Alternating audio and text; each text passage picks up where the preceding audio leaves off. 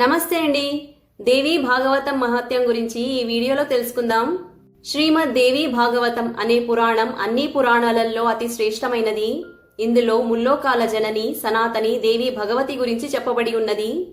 అన్ని 18 పురాణాలలో ఈ శ్రీమద్ దేవి భాగవతం సర్వశ్రేష్టమైనది మరియు ధర్మం, అర్థం, కామం, మోక్షాన్ని కూడా ప్రసాదించేది. ఈ సంసారంలో ఎవరైతే మనిషి విశేషమైన శ్రద్ధతో ఉచ్చ విచారాలతో యుక్తమై సంపూర్ణ పురాణాల సారస్వరూపం సమస్త వేదాలతో పోల్చగలిగేది మరియు నానా విధాల ప్రమాణాలలో పరిపూర్ణమైన ఈ శ్రీమద్ దేవి భాగవతాన్ని పఠిస్తారో మరియు భక్తి శ్రద్ధలతో శ్రవణం చేస్తారో వారు జ్ఞానం మరియు ఐశ్వర్యంతో సంపన్నులవుతారు అని అంటారు. ఈ శ్రీమద్ దేవి భాగవతంలో సాక్షాత్ మూల ప్రకృతి గురించే చెప్పబడి ఉన్నది. ఇక ఇంతకు మించి ఏ పురాణం ఉన్నది అని వ్యాస భగవానుడు జన్మాజయ రాజుతో అంటాడు. విశేషంగా శరన్నవరాత్రులలో భక్తిపూర్వకంగా ఈ పురాణాన్ని నిత్యం పఠన చెయ్యాలి. దీనితో అమ్మవారు ఆ వ్యక్తిపై ప్రసన్నం చెంది కోరుకున్న వరం కన్నా అధిక ఫలితాన్ని ప్రసాదిస్తుంది.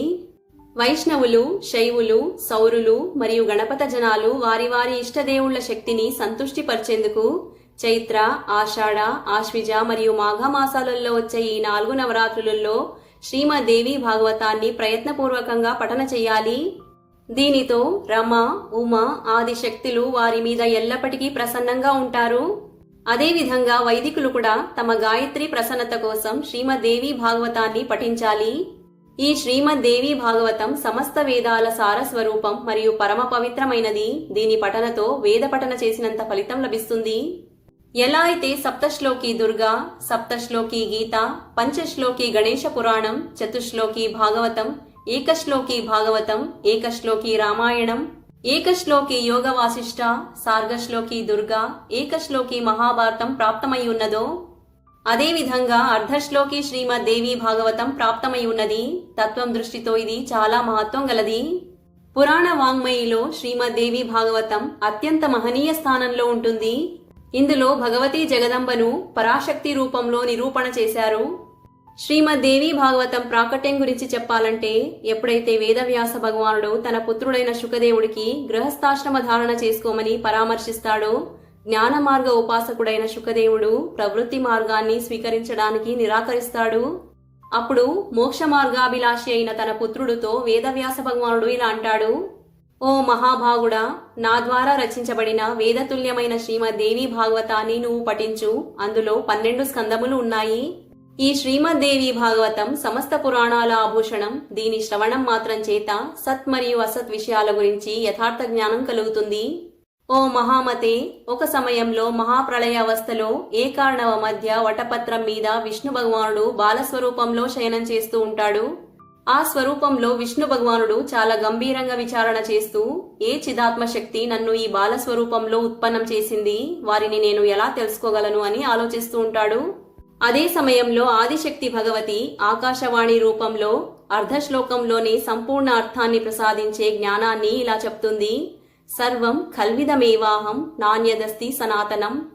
దీని అర్థం అంతా నేనే, అన్యులు ఎవరు సనాతనులు కారు. ఈ సత్యవచనములను ఎవరు ఉచ్చరించారు, వారిని నేను ఎలా తెలుసుకోగలను, వారు స్త్రీయా పురుషులా అని బాలముకుందుడు ఆలోచిస్తాడు. బాలముకుందుడు ఈ అర్ధశ్లోకి భాగవతాన్ని తన హృదయంలో ధారణ చేసుకుంటాడు. దాని అర్థం గురించి చింతన చేస్తూ దాన్ని మాటిమాటికి ఉచ్చారణ చేస్తాడు. బాలముకుందుడు చింత చేస్తూ ఉండడం చూసి అదే సమయంలో భగవతీ పరాశక్తి శంఖం, చక్రం ధారణ చేసి చతుర్భుజ మహాదేవి రూపంలో తన సఖిలతో పాటు ప్రకటమవుతుంది. ఆ దేవి దివ్య వస్త్రాభూషణములతో అలంకృతమై ఉంటుంది. ఆవిడ స్వరూపం చాలా శాంతంగా ఉంటుంది మరియు చిరునవ్వుతో ఉంటుంది. దేవిని చూసి విష్ణు భగవానుడు ఆశ్చర్యంలో పడిపోతాడు. దేవితో ఇలా అడుగుతాడు: హే దేవి, కొంచెం సమయం క్రితం నేను అర్ధశ్లోకాన్ని విన్నాను. ఆ పరమ రహస్యమైన వచనాలను ఎవరు పలికారు, దయచేసి నాతో చెప్పండి అని అడుగుతాడు. దీనికి దేవి అంటుంది: నేను సగుణ రూపంలో ఉన్న చతుర్భుజ భగవతిని, అన్ని గుణాలతో యుక్తమైన నిర్గుణని కూడా నేనే. ఆ అర్ధశ్లోకాన్ని నిర్గుణ పరాశక్తి చెప్పింది. దీన్ని మీరు సమస్త వేదముల తత్వస్వరూపం, కళ్యాణకారి మరియు పుణ్యప్రదమైన శ్రీమద్ దేవి భాగవతమని అర్థం చేసుకోండి. దీన్ని మీరు సదా మీ చిత్తంలో ధారణ చేసుకోండి. ఎప్పటికీ విస్మరించకండి. ఇది అన్ని శాస్త్రముల సారం. మహావిద్య భగవతి ద్వారా ఇది ప్రకాశించబడింది. ముల్లోకాలలో దీనికి మించినది ఏదీ లేదు అని చెప్పి భగవతి అంతర్ధానమవుతుంది. విష్ణు భగవానుడు అప్పుడు ఈ అర్ధశ్లోకి దేవి భగవతి మంత్రాన్ని తన హృదయంలో ఎల్లప్పటికీ ధారణ చేసుకుంటాడు. కొంతకాలం తర్వాత బ్రహ్మదేవుడు దైత్యుల భయంతో విష్ణు భగవానుడి శరణులోకి వెళ్తాడు. విష్ణు భగవానుడు మంత్రజపం చేయడం చూసి బ్రహ్మదేవుడు వారితో ఇలా అడుగుతాడు, హే దేవేశ, మీరు ఏ దేవత గురించి జపం చేస్తూ ఉన్నారు? మిమ్మల్ని మించిన వారు ఎవరైనా ఉన్నారా అని అడుగుతాడు. విష్ణు భగవానుడు అంటాడు, ఓ మహాభాగుడా, అందరిలోనూ కార్యకారణ రూపీ శక్తి ఉంటుంది. దాని ద్వారాయే ఈ సంసారమంతా పాలన పోషణ మరియు తిరూపణ చేయబడుతుంది. ఆ శక్తియే సనాతని పరావిద్య. ఆ శక్తియే అందరూ ఈశ్వరుల స్వామిని కూడా. ఏదైతే అర్ధశ్లోకం భగవతీదేవి చెప్పి ఉన్నదో వాస్తవానికి అదే శ్రీమద్ దేవి భాగవతం. ప్రత్యేక ద్వాపర యుగంలో దీనిదే విస్తరణ అవుతుంది. అప్పుడు బ్రహ్మదేవుడు ఆ భాగవతాన్ని సంగ్రహం చేసుకుంటాడు మరియు తన పుత్రుడైన నారదమునితో కూడా చెప్పుకుంటాడు. పూర్వకాలంలో అదే భాగవతాన్ని నారదముని నాతో చెప్పాడు. నేను దాన్ని 12 స్కందములలో విభజించాను అని వ్యాస భగవానుడు అంటాడు. ఈ పురాణం వేదతుల్యమైనది.